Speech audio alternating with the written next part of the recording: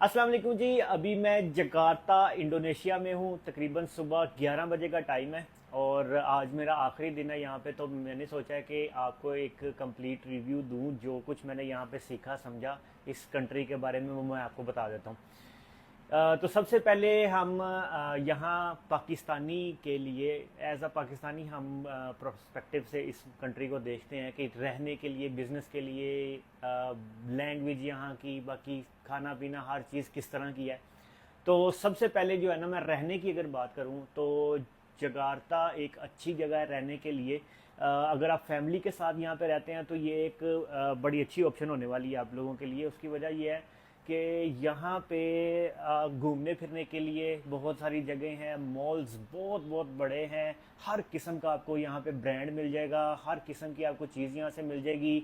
सस्ती से सस्ती, जैसे आप लाहौर में देखते हैं कि कपड़ों के लिए जाना है तो आपने वो पेस वगैरह जाना होता है तो वो पैनारोमा चले जाते हैं, वो भी चीज़ें यहाँ पे मिल जाएंगी। अच्छे से अच्छा ब्रांड ल्यूइस विटॉन भी यहाँ पे मौजूद है। दुनिया के सबसे बड़े ब्रांड यहाँ पे हैं, तो इस हवाले से तो आपको कोई मसला नहीं होने वाला। दूसरी चीज़ ये है, रहने के हिसाब से तो ये बहुत अच्छी जगह है, लेकिन दूसरी तरफ अगर हम बिज़नेस इन्वायरमेंट को देखते हैं तो बिज़नेस इन्वायरमेंट यहाँ का ऐसा है कि अगर तो आप डिस्ट्रीब्यूशन में काम करते हैं, ब्रांड न्यू प्रोडक्ट्स में काम करते हैं, तो वो काम बिल्कुल ठीक होता है। वो आपको, जो लोग काम करते होंगे उनको पता ही होगा कि मंथली टारगेट्स होते हैं कंपनीज के साथ, वो अचीव करने होते हैं। उसके अलावा वो आपने उसके अंदर प्रॉफिट ऑफ मार्जिन कम होता है, लेकिन एक आपका सिलसिला बड़ा अच्छा सा चला चला हुआ होता है। दूसरी तरफ अगर आप अपनी तरफ मैं देखूं, यूज़ प्रोडक्ट की अगर बात करते हैं तो यहाँ पे लोकल्स बहुत ज़्यादा हैं यूज़ कैटेगरी के अंदर काम करने वाले। और यहाँ पे इतने इतने बड़े मॉल हैं कि अगर शॉप्स की हम बात करते हैं तो हफीज सेंटर जो लाहौर की सबसे बड़ी मार्केट है, उससे डबल ट्रिपल मार्केट एक है यहाँ पे। ठीक है, और मतलब कि उतने रकबे के अंदर एक मार्केट है। वैसे मार्केटें और भी अलग अलग जगह पे इसके अंदर बहुत ज़्यादा है। यहाँ पे अगर आपने कंपनी अपनी ओपन करनी है तो यहाँ पे दो किस्म की कंपनीज ओपन होती हैं। या तो आप अपनी इंडिपेंडेंट खुद की अपनी कंप्लीट कंपनी बना सकते हैं, या फिर आप यहाँ पे पार्टनरशिप करेंगे, पार्टनरशिप भी कर सकते हैं। और तीसरा ये कि आप यहाँ पे रेंट भी कर सकते हैं कंपनी को। आप किसी की कंपनी है और उसको आप अपने पास रेंट आउट कर लें, ये भी हो सकता है। यहाँ के लोकल के साथ आप मिलकर ये कर सकते हैं। लेकिन जो सबसे पहली कंपनी है, जो मैंने आपको बताया कि आप अपनी कंपनी ऑन करेंगे, उसके ऊपर टैक्स जो है ना वो आपको लोकल से ज़्यादा लगेगा, क्योंकि यहाँ की गवर्नमेंट लोकल को ही ज़्यादा सपोर्ट करती है, ताकि बाहर से जो लोग यहाँ पे काम करने आ रहे हैं तो वो हमारे लिए फ़ायदा मंद हो, हमारे लोगों के लिए भी फ़ायदा मंद हो। तो इसमें ये होता है कि अगर आप पार्टनरशिप करते हैं लोकल के साथ, तब आपका टैक्स जो है ना वो लोकल वाला ही होगा। जहाँ पे जितने भी लोकल लोगों को जो टैक्स लगता है वही आपको लगेगा। लेकिन अगर आप पार्टनरशिप करते हैं अपने किसी साथ या फॉरेनर के साथ, या अपनी खुद की कंपनी बनाते हैं, तो टैक्स आपका ऑटोमेटिकली डबल हो जाता है। तो बात फिर घूम फिर के वही है कि आपको लोकल को देना पड़ेगा कुछ ना कुछ हिस्सा, तभी आपका यहाँ का लाइसेंस जो है वो टैक्सेशन जितनी भी है वो लोकल जैसी होगी। तो अगर आप अपनी कंपनी ऑन करते हैं तो जाहिर सी बात है वो आपको टैक्स ही सारे देने पड़ेंगे, तो फिर वो फ़ायदा नहीं होगा। जाहिर सी बात है जो आपने कमाना है उसी में से टैक्स देना है। दूसरी चीज़ ये लोकल के साथ मिलकर काम करने में ये है कि आपको मंथली परसेंटेज उसको देनी पड़ेगी जितना भी आप यहाँ पे काम करेंगे। और अब आ जाते हैं यहाँ पे रहने और खाने के ऊपर। रिहाइश, यहाँ पे अगर आपको अच्छी रिहाइश चाहिए तो कम से कम मेरा ख्याल है कि 6 to 7 मिलियन यहाँ पे इंडोनेशियन रुपीज़ में 6 to 7 इंडोनेशियन रुपीज़ वो आप कन्वर्ट कर लीजिएगा जितने भी बने। वहाँ पे आपको 2 स्टार 3 स्टार रिहाइश आपको मिल जाती है। एक अच्छा अपार्टमेंट मिल जाता है, उसमें आप अपनी फैमिली के साथ यहाँ पर रह सकते हैं। बिल्कुल मेन सिटी जकार्ता की बात कर रहा हूँ। अगर आप थोड़ा सा दूर रहते हैं तो वो जाहिर सी बात है आपको ट्रांसपोर्ट भी करना पड़ेगा वो सारा। लेकिन अगर आपका बिजनेस इसी तरफ है तो आपको 3 से 4 मिलियन के अंदर पर मंथ भी आपको मिल जाएगी रिहाइश। अच्छा, अब जॉब की तरफ आ जाते हैं। जॉब का ये है कि अगर तो आप पाकिस्तान से यहाँ जॉब के लिए आ रहे हैं तो कोई ऐसी जॉब देखें कि यहाँ के लोकल्स उसको उसके अंदर बहुत कम हो, क्योंकि आबादी यहाँ की बहुत ज़्यादा है। दूसरी एक मेन चीज़ बताऊँ, यहाँ के लोग बहुत ज़्यादा पढ़ते हैं, बहुत ही ज़्यादा यहाँ की स्टडी होती है। लोग 25-25 साल तक पढ़ते रहते हैं। लोगों की उम्र 40-45 साल है होती है, लेकिन फिर भी वो पढ़ रहे होते हैं। यहाँ पे ऐसा नहीं है कि अनपढ़ लोग नहीं हैं, बहुत ज़्यादा हैं, लेकिन जो पढ़ते हैं तो वो फिर बहुत ज़्यादा पढ़ते हैं। यहाँ की लाइफ अगर मैं आपको बताऊँ तो बिज़ी, अपने आप में रहने वाले लोग और खुशहाल लोग, ठीक है। मैंने लड़ते हुए किसी को नहीं देखा, झगड़ते हुए किसी को नहीं देखा।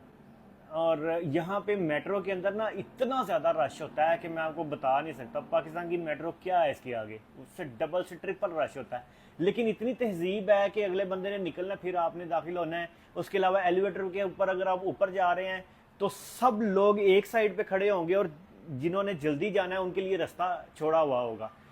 ये चीज़ें बड़ी छोटी छोटी चीज़ें ये बड़ी मैटर करती हैं। एक और चीज़ मैंने यहाँ पे देखी रेलवे स्टेशन के अंदर, यहाँ पे कभी भी बारिश होना शुरू हो जाती है तो वहाँ पे प्रॉपर एक इंतज़ाम है। एक स्टेशन से दूसरे स्टेशन की तरफ क्रॉस करके जाने के लिए उन्होंने अलहदा से गार्ड को छतरियाँ दे के रखा हुआ है कि जिस जिस बंदे के पास अपनी छतरी नहीं है वो यहाँ से छतरी लेगा, दूसरी तरफ जाएगा, दूसरी तरफ वाला आने वाला वो दूसरी छतरी उठाएगा और वो यहाँ पे आ जाएगा। तो थोड़ा सा फासला है, हालांकि 15 मीटर भी नहीं बनता, 10 मीटर भी नहीं बनता वो फासला, तो वो फासले के लिए भी लोगों के लिए सहूलत की हुई है। तो यहाँ पे इस तरह की छोटी छोटी चीज़ें बहुत ज़्यादा हैं। खुश अखलाक लोग हैं, आप किसी से हेल्प लेंगे, मदद लेंगे तो वो इवन कि आप फीमेल से भी मदद लेंगे तो वो आपको कभी भी मतलब ये नहीं कहेगी कि नहीं नहीं मैं बात नहीं कर सकती, ये नहीं है, तो वो हमेशा आपकी यहाँ पे हेल्पफुल लोग जो है ना वो बहुत ज़्यादा हैं। एक इम्पोर्टेंट चीज़ यहाँ पे ये है, लैंग्वेज बैरियर बहुत बड़ा है। यहाँ पे इतना बड़ा लैंग्वेज बैरियर है हमारे लिए, पाकिस्तानियों के लिए, कि आप विदाउट ज़बान सीखे यहाँ पे सरवाइव ही नहीं कर सकते। उसकी वजह ये है कि इवन कि अगर आप ने ये बताना ना कि यार ये 50,000 रुपये हो गए हैं आपके, किसी दुकानदार ने आपको बताना 50,000 रुपये हो गए ये बिल दे दें, तो वो भी उनकी लैंग्वेज में ही कहेंगे। उनको पता ही नहीं है कि 50,000 क्या चीज़ होती है, 50,000 का इनको नहीं पता। लैंग्वेज बैरियर, कोई चीज़ आपको समझ नहीं आएगी, आप किसी को समझा नहीं सकते, यहाँ पे गूगल ट्रांसलेट ही आपको यूज़ करना पड़ेगा। अब बिजनेस हो गया, रिहाइश हो गई, और खाने पीने की बात करते हैं। खाना पीना इधर यहाँ पे ऐसे है कि आप यहाँ के मसाले बिल्कुल नहीं खा सकते, मसाले नहीं खा सकते, यहाँ की होटल की रोटी आप नहीं खा पाएंगे। मैं जितने दिन यहाँ पे रहा हूँ, पहले दिन मैं जब यहाँ पे आया तो एक मुझे पाकिस्तानी इधर मिले हैं, मुझे ले गया इधर ना एक छोटे से ढाबे के ऊपर, तो वहाँ से राइस और चिकन ली और एक अंडा लिया हमने।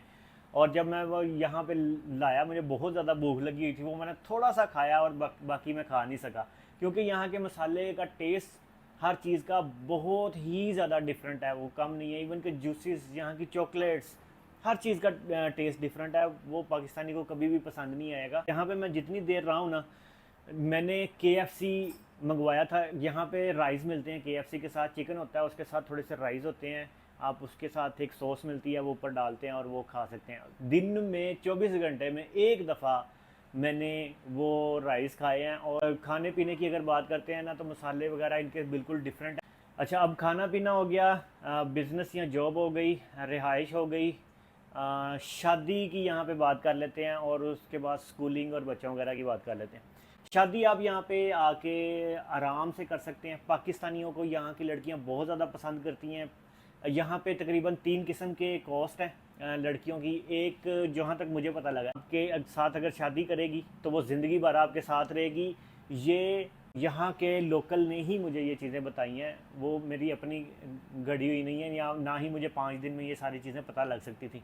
अब आते हैं बच्चों और स्कूल्स की तरफ। आबादी के हिसाब से तो वैसे ही ये मुल्क बहुत बड़ा है। अगर स्कूल्स की बात करता हूँ तो एजुकेशन सिस्टम यहाँ पे भी उसी तरह का जिस तरह बाकी दुनिया में होता है।